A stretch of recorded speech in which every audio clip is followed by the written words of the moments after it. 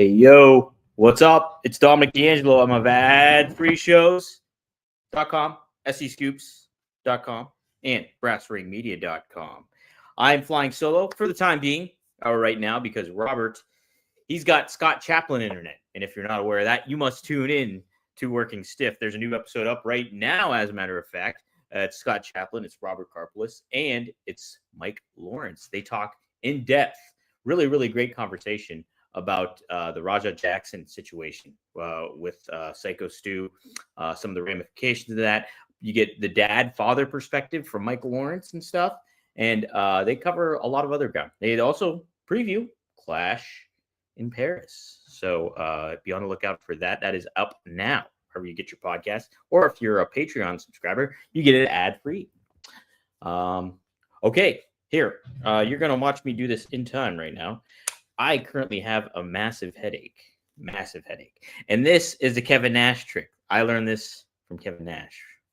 He said, when you have a massive headache, you take some water and you put some Himalayan salt in there.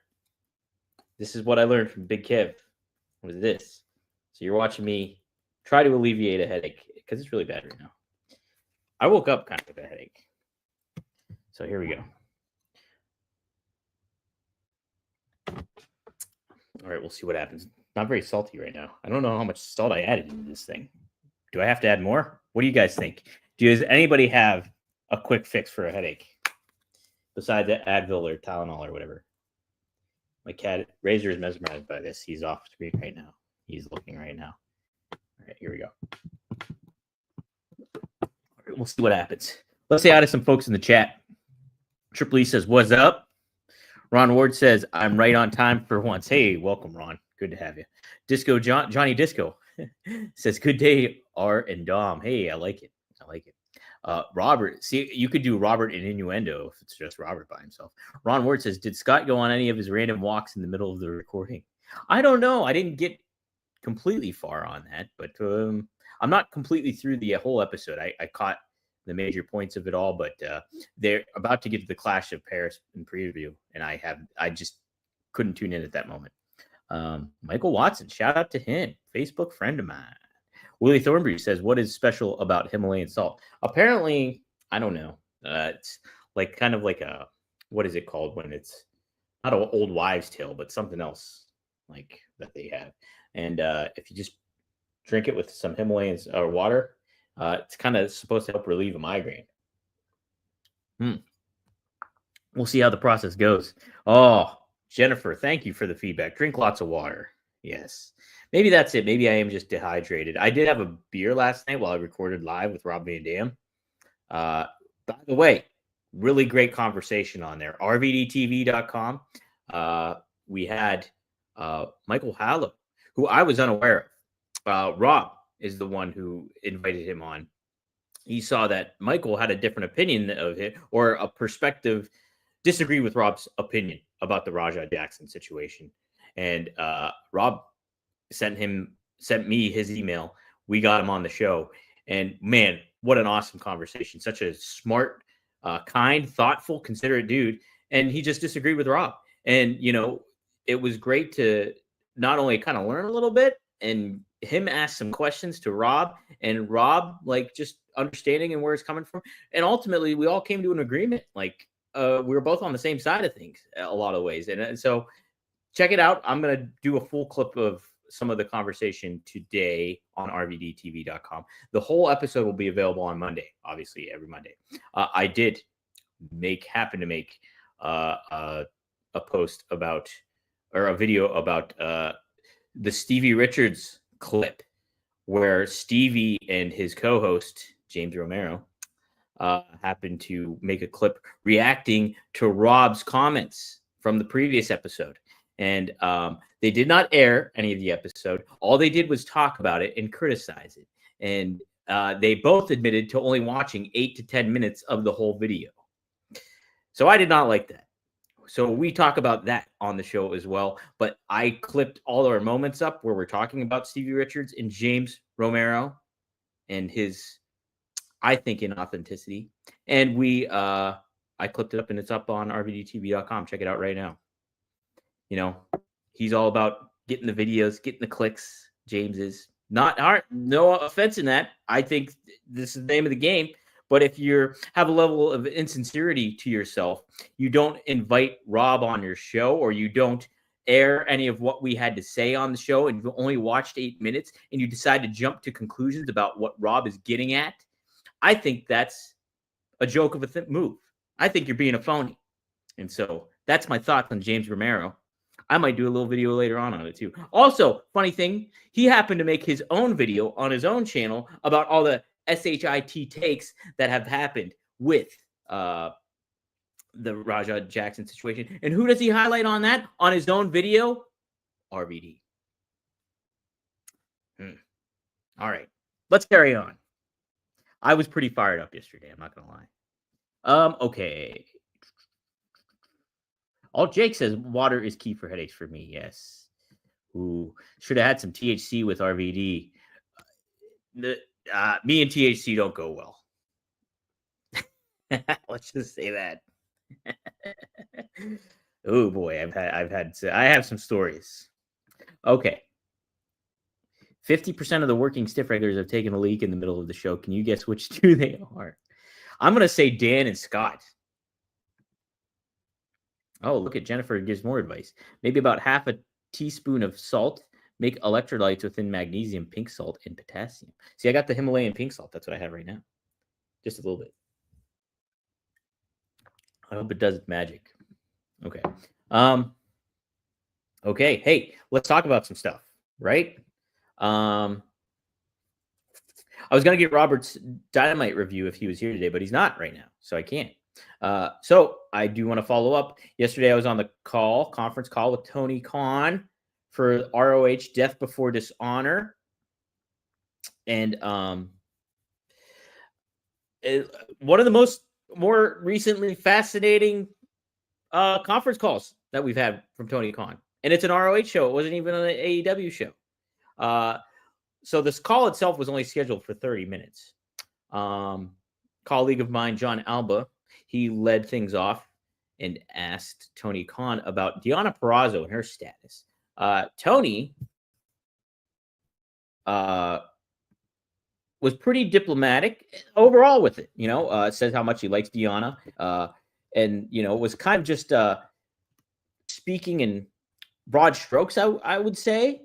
But he ultimately kind of just was like, you know what? He's like, I'm hoping I can find the quote here. Okay, so this is what I got here. This is from Post Wrestling. Amazing website, Post Wrestling, by the way. So here we go. Shout out to them. I wonder if this is Andrew Thompson. I like Andrew Thompson a lot. Did he write this? No, this is Neil Flanagan.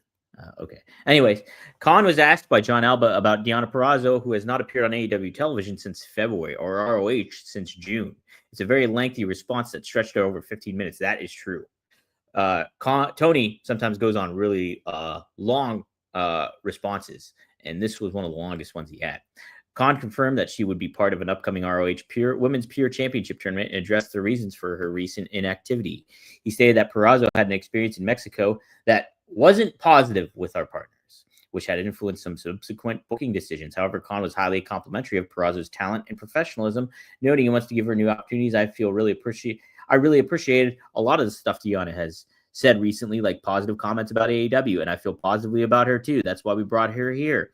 I'm still very interested in Deonna wrestling, and I think she's been really open. She wants to get out there and wrestle more. So, interesting comments regarding that. Then, hey, yours truly got the opportunity to ask a question, and I asked about Chris Jericho. Is he coming back? Does Tony have plans to have him back? And Tony, man, had a really nice answer regarding Chris Jericho. So this is what he said, partially. Oh, I have the full quote. Let me get it over here. Not the full quote, but a good chunk of the quote. I would never be where I am in AEW without Chris Jericho, nor would we be in a position where I bought ROH. So I'm very grateful to Chris. I think the world of Chris, and I would love to have Chris back. And certainly, he's been a great, great star for us since the very beginning of AEW, and then here in ROH as well. So doesn't say one way or the other whether or not Chris Jericho will be back. People are already speculating that the way that is framed is that he might not be coming back, but who knows? You just can't tell. And I will add Tony Schiavone actually on his podcast of adfreeshows.com, What Happened When, was asked by Conrad about Tony or about Jericho. So this is what Schiavone had to say to good old Conrad. If there's smoke to that fire, it has not been thrown my way. I was backstage with Tony Khan most of this entire trip. He means for Forbidden Door. Chris Jericho's name was not mentioned, but that doesn't mean anything. Tony, a lot of the times, he'll get on the phone with that person and not tell anybody. He likes to keep things close to the vest. I don't know. I really don't know. So yeah, it's kind of a wait and see thing, but I figured it was a good opportunity to ask Tony about Jericho and get his thoughts if he had anything to add on it. And he did. He said some really nice things. And yeah, I think he's spot on with Chris Jericho's value to the company. If there was no Chris Jericho, there's no AEW. Plain and simple. He brought credibility, star quality name, and pro wrestling smarts to a new up and coming promotion that has, yes, struggled at times and maybe played below its expectations, but ultimately is a success in today's landscape of media and pro wrestling too. So yes, I always tip the cat razor to Chris Jericho because he reinvents himself. He's smart. He is charismatic.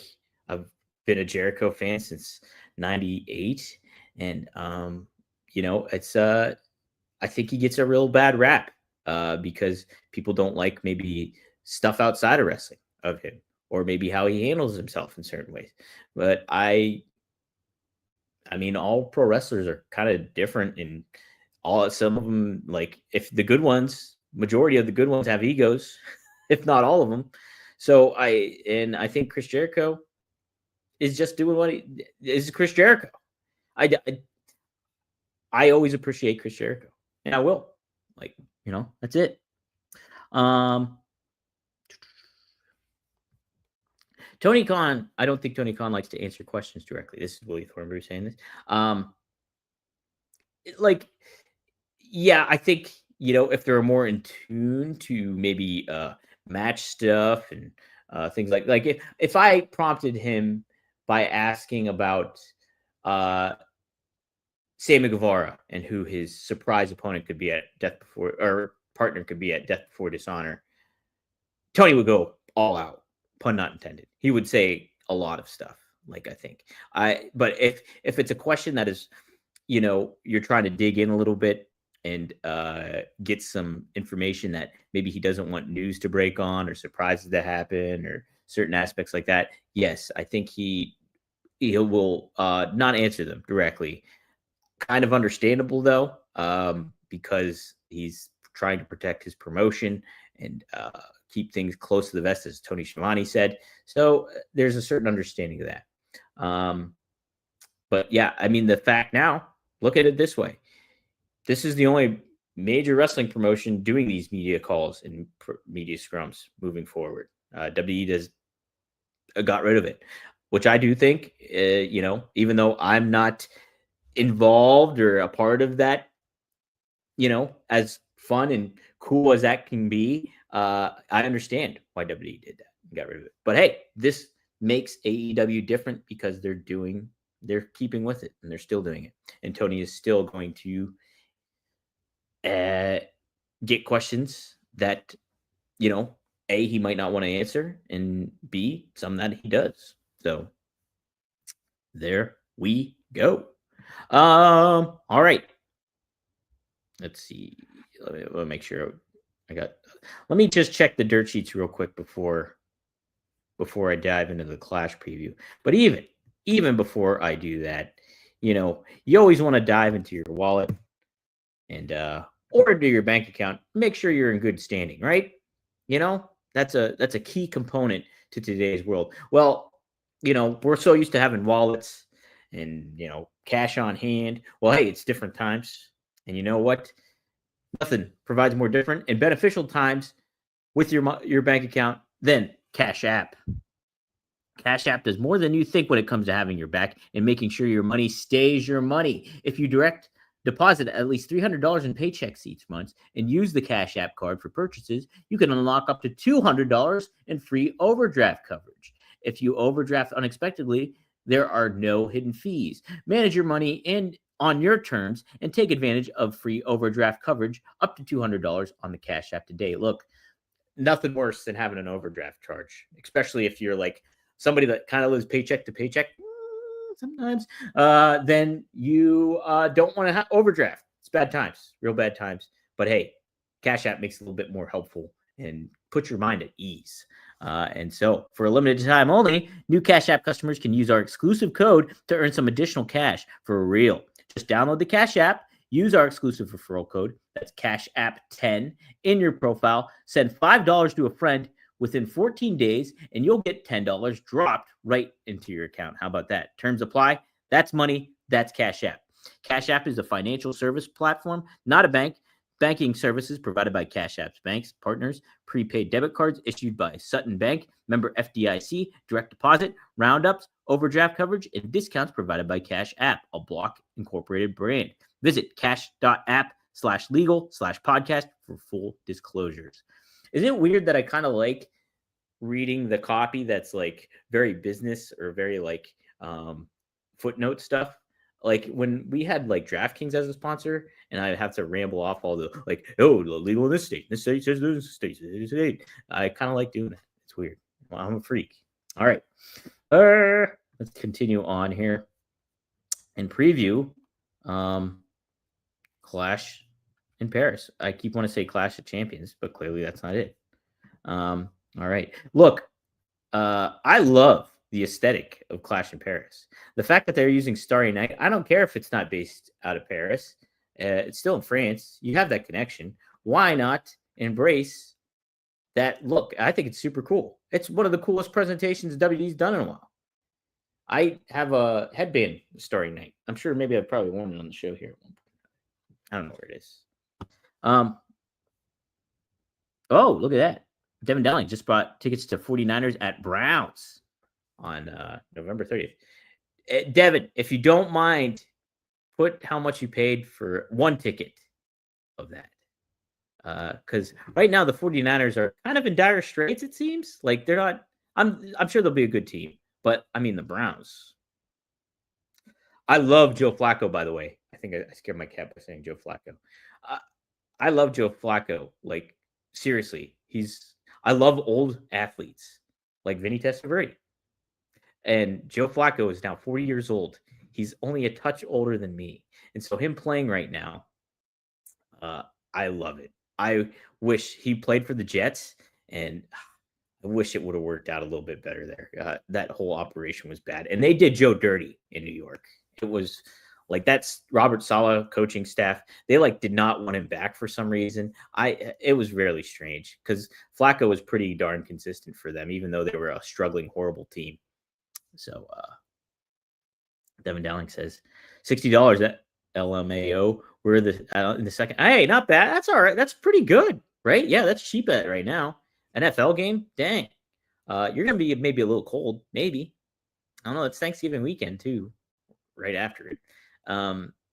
Yeah, that'll be neat though. I went to a Cleveland Browns Jets game before in Cleveland. Actually, I think it was the debut of Baker Mayfield, if I'm not mistaken.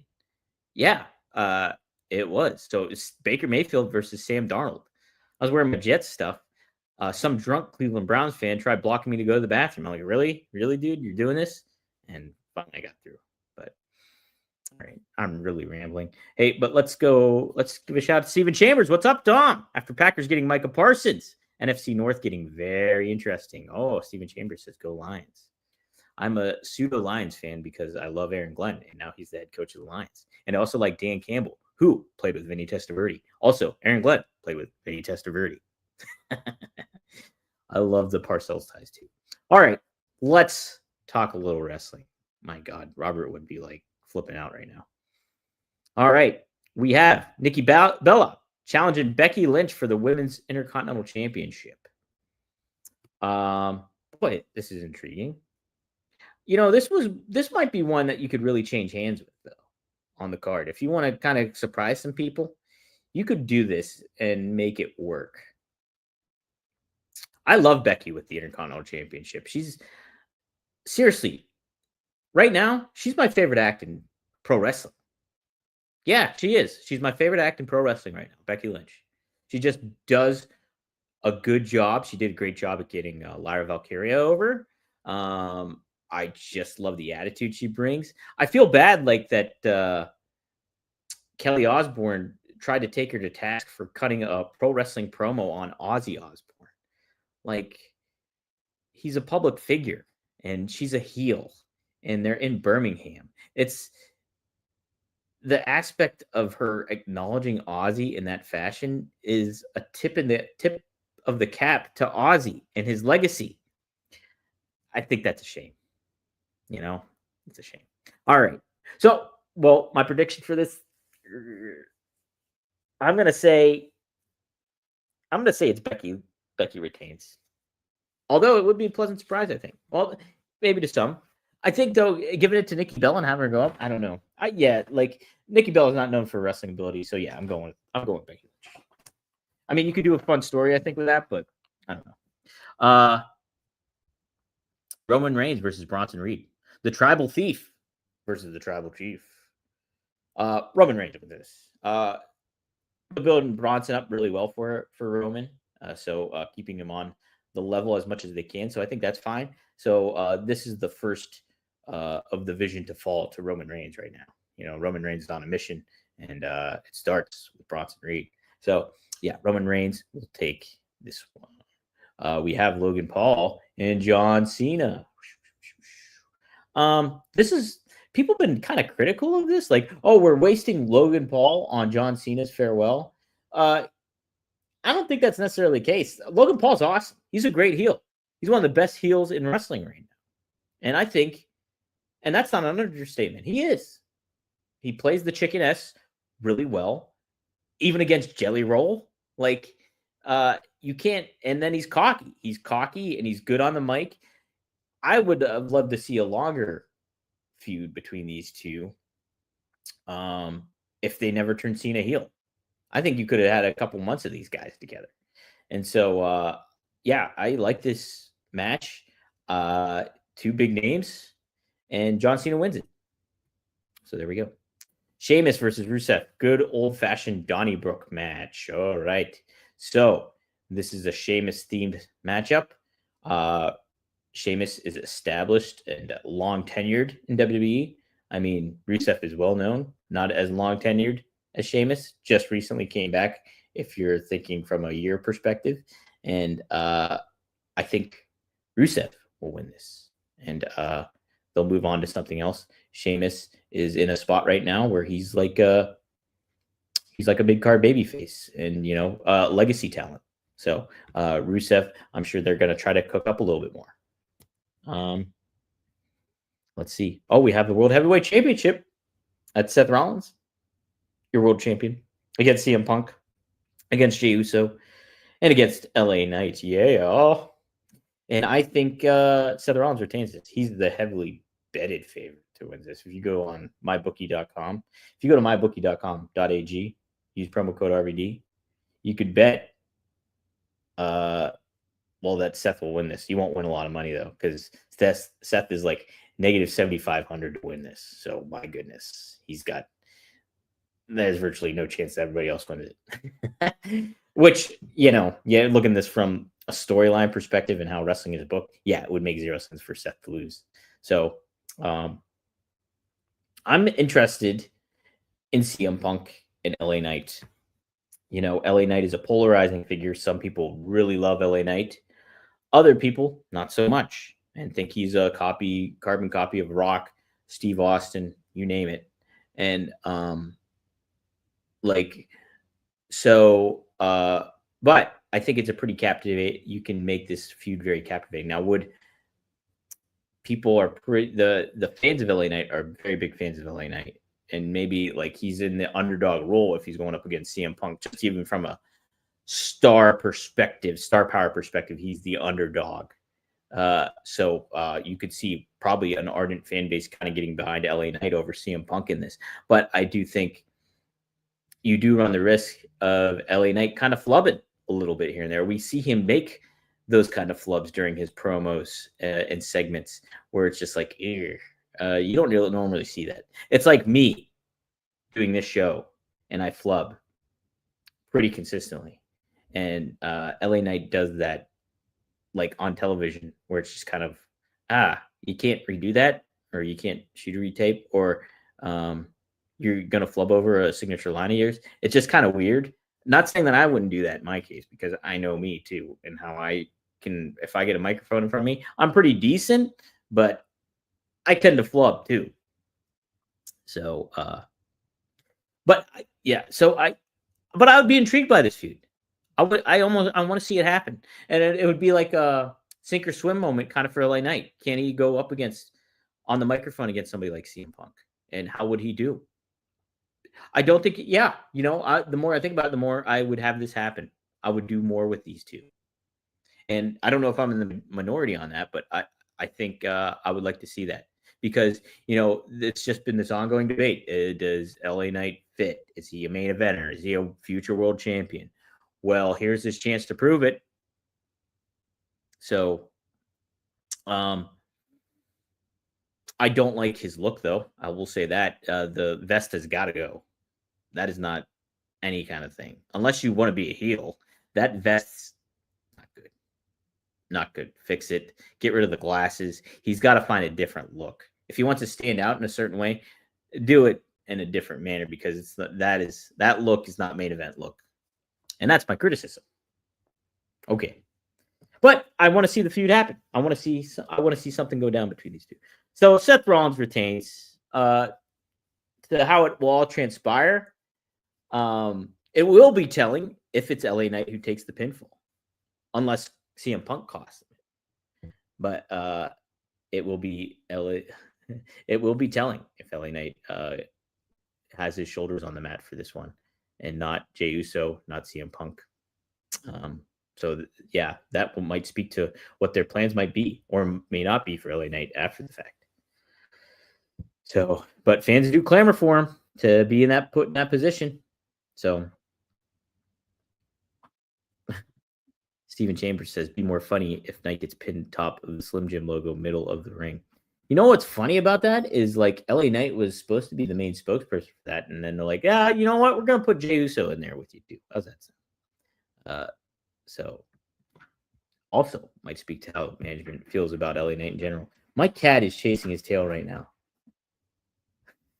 He's going nuts over there. Razor, hey! He's chewing on his tail. Razor.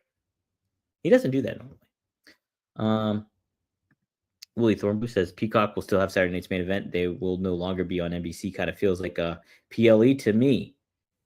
Yeah, in a certain way, right? I wonder how much hype, and I mean, obviously you're having John Cena's last match, so it should be a big deal on that one. But how consistently will that be? Will it be like a PLE? Will it be like more like a Saturday night's main event, or like a Clash in Paris here? I think this card overall looks intriguing on paper. I don't think anything crazy is going to necessarily happen. I mean, the only thing that I could think is, like, if you want to make something kind of make this feel significant, get Nikki Bella with the Intercontinental Championship. But will they do that is the question. I mean, man, I like the Clash in Paris Starry Night stuff. I think it's cool. All right. I think you guys are cool. I'm going to wrap this one up. But Johnny Disco just says, unless they still cram ad breaks in the middle of a match. yeah, it's not good. Interesting. Jelly Roll is several hours away. He could show up.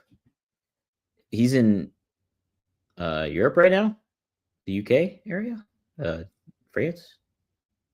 All right. Oh, thanks. Devin thinks I'm cool. Thank you.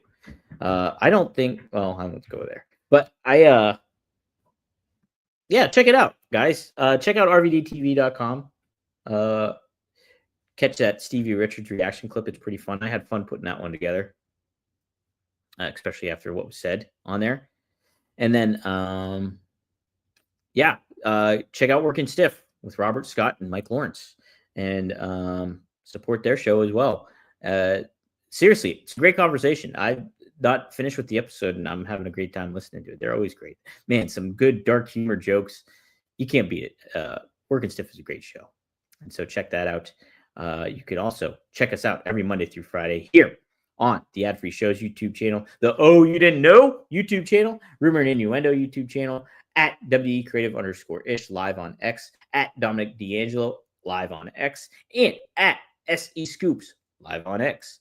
As far as anything else goes, yes. Best of luck in your future endeavors. And hey, I love Paris in the springtime. I love Paris in the fall. I love Paris in the winter when it rains. I'm messing it up, but I'll see you Monday.